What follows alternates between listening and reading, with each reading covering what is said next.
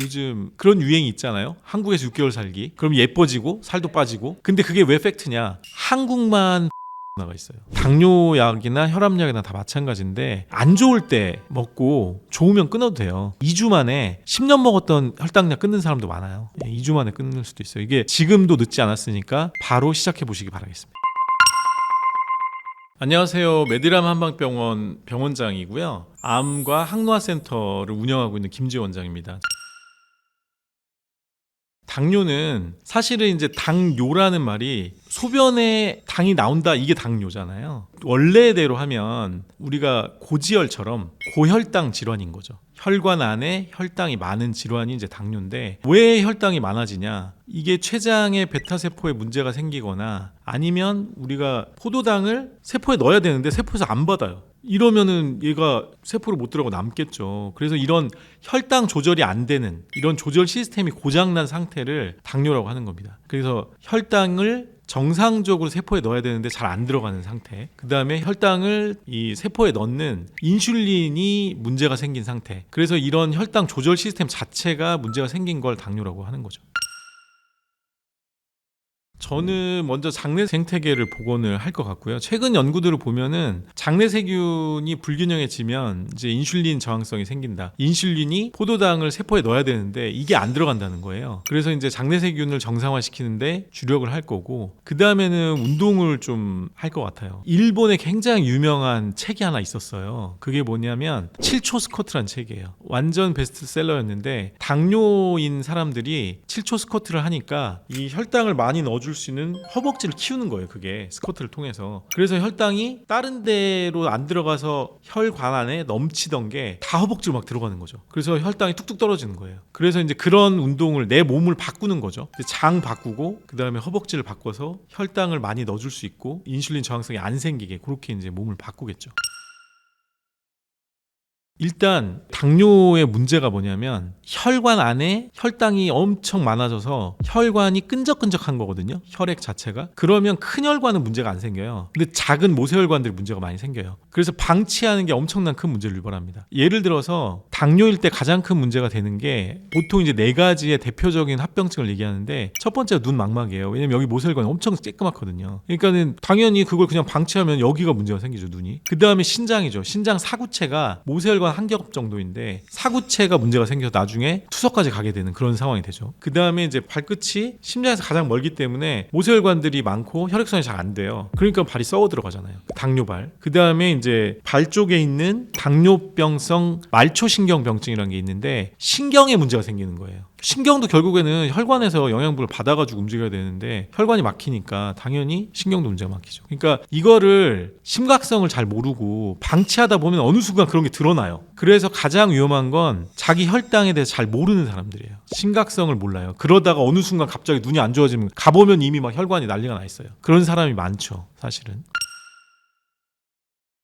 첫 번째는 이제 장내세균 문제입니다. 장내세균이 건강하면 얘가 여러 가지를 해결을 해줘요. 예를 들어서 도시인들은 1000종이라 그랬는데 시골 사람들 2000종, 3000종이에요. 그러면 2000종, 3000종 있는 사람들은 공장 2, 3000개를 돌리는 거예요. 그러면 우리 몸에 필요한 여러 가지 물질들이 나오죠. 3000개 상품이. 그런데 도시인들은 1000종, 암 환자는 500종밖에 이게 없단 말이에요. 그러니까 상품이 막 부족해지면서 여기저기서 문제가 생겨요. 그래서 장내미 생물을 잘 가꾸는 거는 모든 건강, 당뇨인 도 마찬가지지만 모든 건강의 기본입니다. 그래서 많은 양의 야채와 다양한 야채와 그 다음에 발효식품 같은 걸 먹어서 장내세균을 일단은 건강하게 만들어주는 게 첫 번째고요. 두 번째는 식사 순서를 바꾸는 거예요. 식사 순서만 바꿔도 혈당이 70% 정도로 뚝 떨어지거든요. 그러니까 내가 맨 먼저 포도당이 생성되는 탄수화물을 먹는 게 아니라 맨 먼저 식이섬유를 많이 넣어주는, 그래서 채소나 과일이나를 맨 처음에 먹고 그 다음에 두부나 이런 단백질 먹고 그 다음에 이제 현미밥 같은 이런 거를 먹는 게 가장 좋은 방법이죠. 혈당을 떨어뜨리는. 그다음에 또 하나가 이제 스트레스죠. 우리가 자면서 우리 몸은 염증도 많이 고치고요. 우리 몸의 시스템을 정상으로 돌리는 일을 많이 하거든요. 근데 정상적으로는 7시간에서 8시간을 자야 이게 일어나거든요. 근데 그렇지 않고 요즘 사람들이 4시간, 5시간, 6시간 이렇게 자기 때문에 혈당 관리가 안 되게 돼요. 이게 우리 몸을 정상적으로 돌리는 걸 방해하는 일이거든요. 그래서 잠을 자는 것도 굉장히 중요한 혈당 관리 요인입니다.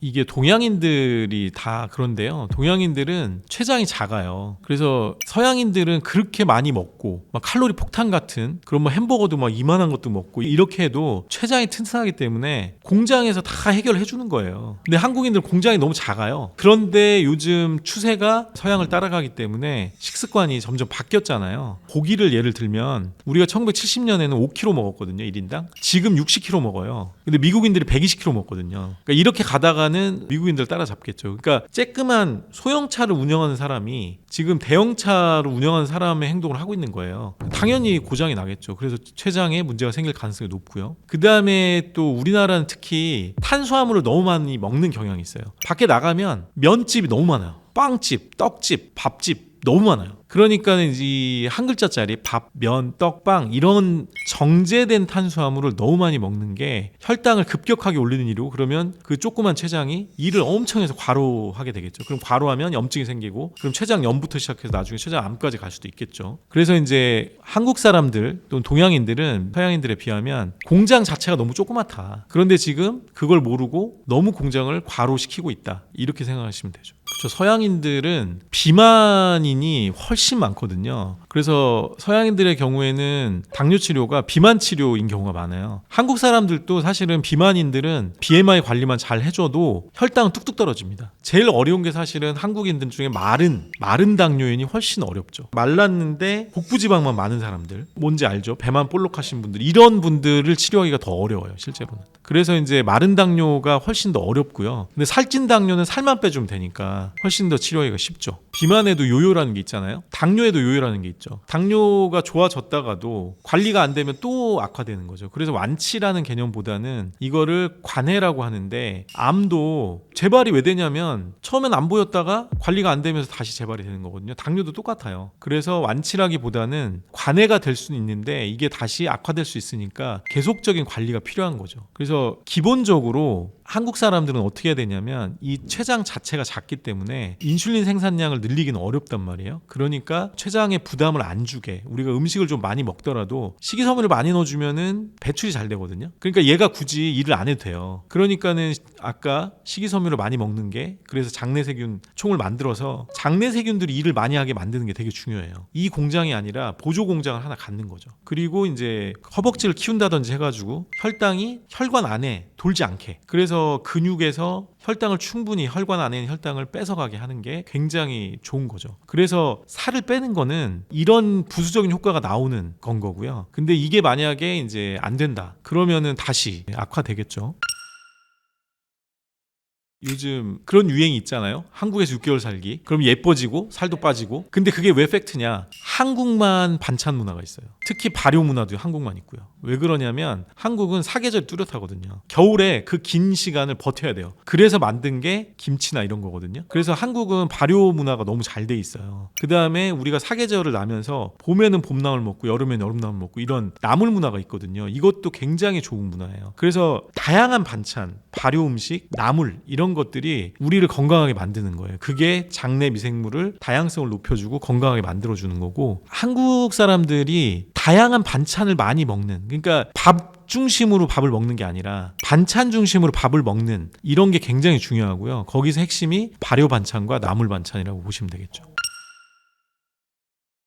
가장 큰 게 저희가 밥, 빵, 떡, 면, 이 흰 쌀이나 혹은 흰 밀가루로 만든 이런 거를 좀 많이 먹는 민족에 속하는 거예요. 그리고 밥심이 뭐 필요하다 이래가지고 막 밥을 막 이만큼 막 고봉으로 먹고 이런 것들이 좀 문제인 거죠. 그러니까 어떻게 보면은 서구에서는 이제 샐러드 문화가 있잖아요. 그러니까 그게 굉장히 좋은 문화인 거예요. 디저트로 샐러드를 먹는 게 아니잖아요. 맨 처음에 샐러드를 깔고 그 다음에 먹는 거잖아요. 그러니까 한국도 그렇게 먹으면 돼요. 이제 우리가 밥밥 면을 먹더라도 맨 처음에 샐러드 형태의 그런 반찬류들 이런 걸 먼저 많이 먹은 다음에 그 다음에 먹으면 훨씬 더 부작용이 덜해지겠죠. 한국인들은 밥빵면 떡에 완전히 이제 빠져있는 민족이라서 이제 식사 순서 바꾸는 거 이런 걸 통해서 이제 그거를 보완할 수 있겠죠.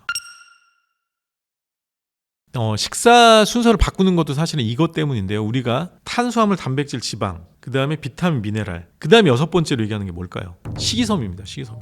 탄수화물, 단백질, 지방이 너무 넘쳐요. 지금 사람들이. 한국 사람들은 너무 탄단지가 많아요. 탄단지가 아니라 비타민, 미네랄, 섬유질을 늘리는 걸 하셔야 돼요. 그래서 비타민, 미네랄, 섬유질이 어디 많이 들어있냐? 야채죠. 야채잖아요. 그러니까는 이 탄단지가 아니라 비미섬에 요거를 올리는 게 야채이기 때문에 야채 위주의 식사가 굉장히 중요한 거죠. 지금의 도시인들은 우리가 식당에 가는 것도 있지만 너무 바빠가지고 편의점에서 식사를 대용하는 경우도 많잖아요. 근데 편의점에 있는 것들은 어떤 문제가 있냐면 멸균된 것들이 많아요. 멸균되지 않은 비타민, 미네랄, 식이섬유가 들어있는 야채 이런 것들 좀 많이 드셔야 되고, 과일도 달지 않은 과일, 뭐 사과 같은 거 괜찮죠. 이런 것들을 이제 많이 드시는 게, 그러면 혈당 조절은 자연스럽게 돼요. 뭐 잡곡에 나물에 들기름을 뿌려서 먹는다든지 뭐 이런 거 당연히 좋겠죠. 그러니까 기름은 원리가 뭐냐면 요리할 때 쓰면 안 돼요. 요리가 끝나고 드레싱으로 뿌린다. 이런 원칙을 가지고 있으면 되죠. 그래서 그렇게 하거나 현미밥이나 발효음식 청국장이나 뭐 또 김치, 그러니까 발효음식 식이섬유가 많은 나물들 이런 걸 통해서 건강한 탄수화물, 뭐 통곡 탄수화물 이런 게 좋겠죠. 신과일은 먹어도 됩니다. 레몬은 정말 너무너무나 좋은 거고요. 레몬이나 라임 이런 것들은, 그러니까 신과일들은 당이 굉장히 적어요. 그래서 그런 것들은 좀 많이 먹어도 되고, 베리류도 굉장히 좋습니다. 혈당 지수도 낮고 항산화물도 되게 많기 때문에, 뭐 사과도 여러분 그런 말 있잖아요. 아침에 뭐 사과는 금이다. 그래서 그거를 껍질째 먹으면 훨씬 좋죠. 왜냐면 식이섬유가 굉장히 많기 때문에 그렇게 먹으면 되고요. 뭐 키위, 자몽 이런 것도 비교적 괜찮고, 뭐 수박, 망고, 포도 이런 게 이제 당도 높은 과일들, 이런 게 주의를 해야 되는 거고요. 그래서 과일을 아까 식후 디저트가 아니라 식전에 먹도록 하고, 반드시 과일 주스는 끊어야 됩니다. 과일 주스를 먹는다고 하면 식전에 조금 먹는다든지 이런 식으로 접근해야지, 그러니까 이게 살짝 올려놓은 거를 식이섬유에서 빼줄 수도 있으니까 그렇게 해야 되겠죠. 밥빵면 다 안 좋은데 사실은 그거를 어떻게 먹느냐, 또 어떤 밥빵면을 먹느냐가 다른 거죠. 그래서 당연히 송곡빵이나 이런 것들 위주로 먹는 게 좋은 거고, 그러니까 이미 흰 쌀로 갈아져 있는 거를 활용한 거라든지, 그럼 이미 뭐 포도당 되기가 너무 쉬우니까요. 혹은 뭐 밀가루도 마찬가지죠. 그런 것들 말고 좀 거친 거로 돼 있는 게 이제 첫 번째로 중요한 거고요. 통곡빵이 그냥 일반 밀가루 빵보다 훨씬 좋은 거고, 면도 마찬가지겠죠. 현미면이 훨씬 더 좋은 거고, 밥도 잡곡이나 현미가 훨씬 더 좋은 거고, 그다음에 두 번째는 이거를 뭐랑 곁들여 먹을 거냐, 어떻게 먹을 거냐가 있겠죠. 일단 라면은 튀겼잖아요. 그래서 기름이 굉장히 안 좋은 기름입니다. 그 기름이 일단 한번 끓여가지고 기름을 뺄 필요가 있어요. 면에서 이제 그렇게 한 다음에 당연히 야채를, 채소를 좀 많이 넣는 거죠. 양배추나 파나 뭐 버섯이나 이런 걸 좀 많이 넣어가지고 이제 듬뿍 넣어서 같이 먹는 거죠. 이게 같이 먹는 게 굉장히 중요해요. 그 다음에 라면의 가장 큰 문제는 나트륨이 어마무시하다는 거잖아요. 그래서 스프를 다 넣을 필요는 없어요. 스프를 절반만 넣던지 3분의 1만 넣고 뭐 김치를 넣어서 그걸 보완을 한다든지, 그렇게 이제 조금씩 바꾸는 거죠. 그 다음 면 먹을 때 같이 반찬을 또 여러 가지 샐러드나 이런 걸 같이 먹으면 훨씬 더 부담이 적겠죠. 반찬 킬러가 되면 됩니다. 일단은 비빔밥 너무 좋을 거고, 그 다음에 두부 요리도 괜찮고, 버섯 샤브샤브 같은 것도 좋겠고. 그러니까 샤브샤브는 여러 가지 장점이 있는데, 어떤 분들이 있냐면 지금 인류는, 장내세균은 사실은 식이섬유를 분해한 장내세균이 많이 없어졌어요. 그래서 갑자기 식이섬유를 많이 먹으면 부담스러워 할 수가 있어요. 소화가 안 되고 가스가 엄청 많이 차고 막 이래요. 그래서 채식으로 바꿨다가 장이 못 따라줘서 다시 육식으로 가는 사람도 있거든요, 실제로. 그래서 어떻게 해야 되냐면 서서히 바꿔야 돼요. 서서히 바꿔야 되고, 그 다음에 또 하나가 있는데, 생식이냐 아니면 이걸 끓인 거냐, 요게 또 중요한데요. 생식은 소화가 잘 안 됩니다. 인류가 불을 발견하고 나서 엄청나게 성장을 한 거거든요. 실제로 몸이, 뇌도 크고 몸도 크고. 왜 그랬냐, 흡수가 훨씬 잘 돼요. 불을 써갖고 한 요리가. 그게 흡수가 잘 되기 때문에 우리는 생식만 고집할 필요는 없고, 당연히 샤브샤브 같은 거를 해서 같이 먹으면 흡수가 더 잘 됩니다. 그래서 이제 살을 빼야겠다 그러면 생식으로 가고, 살 좀 쪄야겠다 그러면 이제 불을 쓴 요리를 가는 거죠. 흡수가 더 잘 되니까. 그 다음에 샤브샤브는 너무나 좋은 게 물에다 하기 때문에, 기름에다 하는 거에 비하면 일단 기름에한 부분도 없고 100도 정도에서 이게 왔다 갔다 하기 때문에 원재료가 조직이 바뀔 일이 별로 없죠. 구조가 바뀔 일이, 단백질 변성도 없고. 그러니까 거기에 넣는, 우리가 고기를 먹더라도 샤브샤브에 넣어서 먹는 고기가 더 건강한 고기죠, 실제로. 같은 고기라 하더라도. 그래서 조리법도 굉장히 중요한 거죠. 뭐 일식도 괜찮고요. 저도 뭐 일식 굉장히 좋아하지만 일식도 굉장히 괜찮고, 그런데 중식이 좀 문제예요. 중식은 모든 거를 다 기름에 튀긴 다음에 시작을 하거든요. 그래서 이제 양파를 많이 먹잖아요. 사실은 중식을 가면. 그 중식이 기본적으로는 뭐 탕수육이나 볶음밥이나 짜장면 이런 것들이 다 기름지고 또 탄수화물도 굉장히 많은 종류들이어가지고 조심하셔야 됩니다.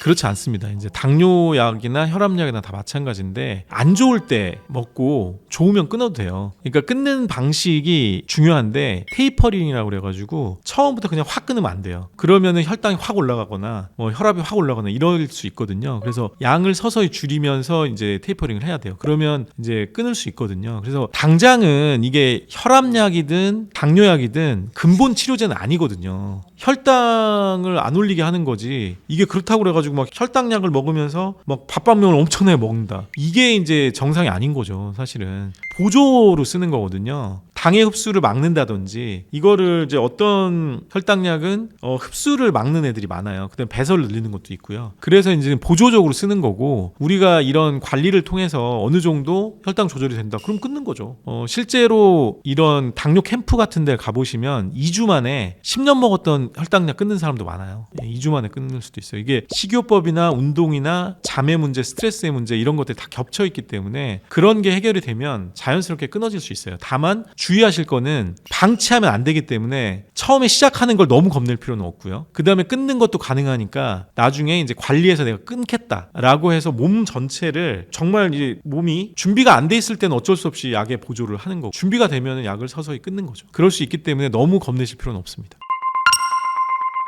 당뇨 관리는 지금부터 시작하셔가지고 한 달만 하시잖아요. 정말 몸이 달라져요. 왜냐하면 그런 캠프들이 지금 우리나라에 여러 군데가 있습니다. 당뇨 캠프 가보시면 제가 오늘 얘기한 거 그대로 얘기하거든요. 그러니까 식습관 바꾸고, 고기도 영향을 많이 줘요. 그게 고지혈을 만들기 때문에 고지혈이 당뇨랑 같이 오면은 혈관 안에 엄청 끈적끈적한 혈액이 돌아다니거든요. 그래서 이제 같이 이제 하거든요. 그래서 식이욕 바꾸고, 그다음에 운동 바꾸고, 스트레스 관리 바꾸고, 잠 바꾸고, 이런 몇 가지만 바꿔도 지금 드시는 당뇨약을 끊으실 수 있습니다. 한 달만 집중해 보세요. 한 달만. 한 달 정도면 어느 정도 끊을 수 있는 몸 상태 만들어지거든요. 그래서 지금도 늦지 않았으니까 바로 시작해 보시기 바라겠습니다.